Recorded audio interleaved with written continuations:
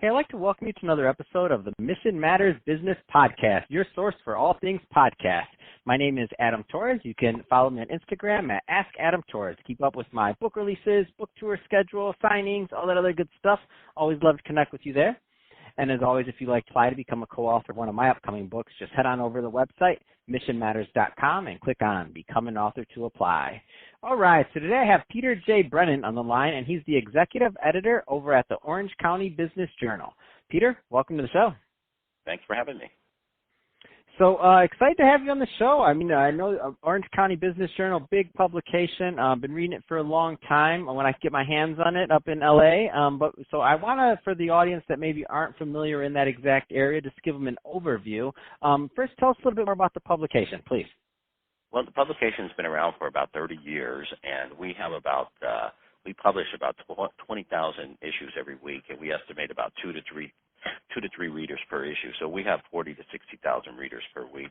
We cover an economy, Orange County, which has an economy basically the size of Finland's, and we're basically the only business publication in the county. The Orange County registers there, but it rarely doesn't cover it. And Los Angeles Times sort of knows where Orange County is, but really doesn't. And so we are it. And our readers love us because they know if we're not around, there's no one else to tell their story. Man, I love it. I'm a big fan of it, and you know, as much as we keep on talking about print and what the future of it and what it looks like, exactly what you just said is so important. So when we think about these communities, and I mean, Orange County just happens to be a really big one and an affluent one, but even some of the smaller communities out there, as you see these papers not surviving or not thriving, it's like, how do you get these local stories told?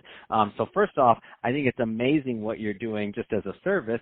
But what I do want to talk a little bit more on, because I know not all the audience understands the importance of media and what that means for business owners and for people in finance and all these other high-level fields where they have a good story, they may be thought leaders, and they need to kind of get that bit of amplification out. And to me, I mean, I may sound biased right now, by the way, right, Peter, because I'm obviously on a podcast, but I have 14 years in finance. I've only been in media full-time going a little over 3 years, and I know when I was in finance and when I was an advisor, to have a story, the paper that covered me once or twice out here, when I had that, like when I had my picture in that, my phone started ringing. I mean, that's a true story. My office was in Century City. I was in Century City News when my picture was in there, and when I was mentioned, my phone started ringing, and people congratulated me, these other things, my story got out, and I was like, that's when the light clicked off. I'm like, wow, why did I not even know about this?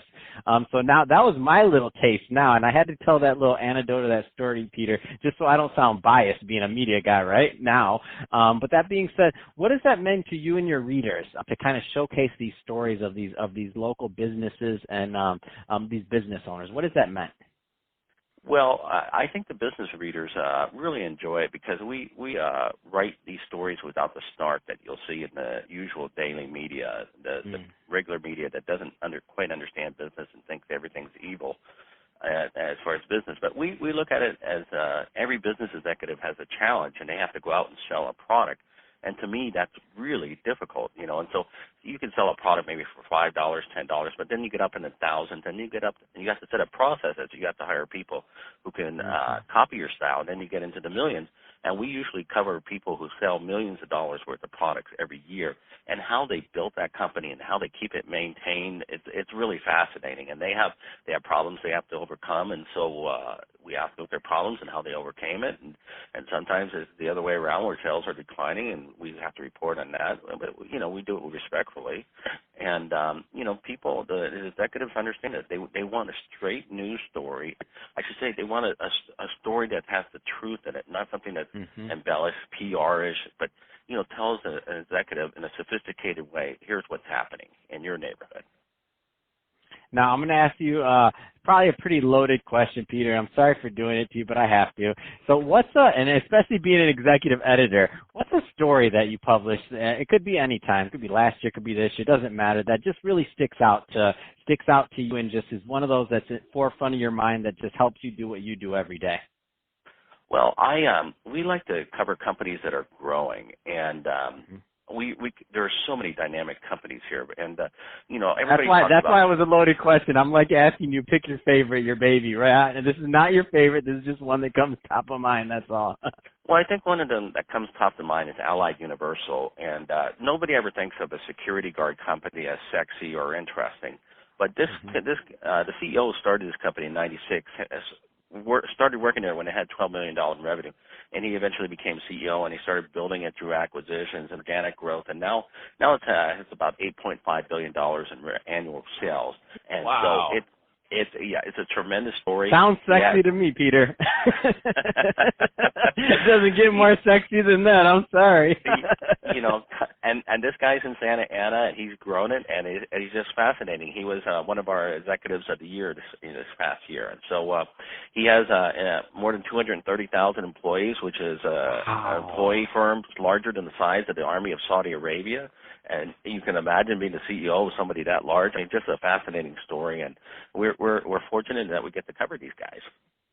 Man, I love it, and I think that was a great example of the type of content that you're putting out, why it's so important. So if somebody's listening to this and they want to learn more about Orange County Business Journal, I mean, what's the best way for them to do that?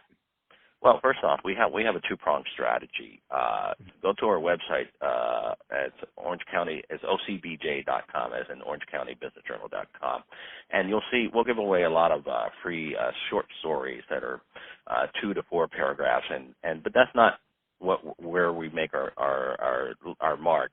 If we think a story is interesting, we'll elaborate and we'll build upon that story and to have an in-depth interview with the CEOs and those sort of things, and we'll put it in our print issue. And so you can look at the website. It will tell you you can sign up for the emails, and then we'll give you some blasts on current things that are happening. And then if you sign up for a subscription, you get the print issue, and it's also available online once you get the print issue. And you can see all our in-depth stories are in our print issue. And our secret to success is we don't give stuff away for free. We have to pay our employees. That's awesome. I love it. Well, hey, Peter, I can talk to you about this all day long. Love what you're doing over there. I'm going to continue reading myself. And to the audience, as always, thank you for tuning in. Hope you got a lot of value out of this. Hope you had fun listening, because we did have fun making this for you. If you did, don't forget, subscribe to the podcast. Leave me a review. If you're watching this on our YouTube channel, Mission Matters Business, don't forget to give us a like there and subscribe. And let's take the conversation there. I'd love to hear your comments and to engage with you. Let's take it over to the YouTube community. And Peter, thanks again for coming on the show.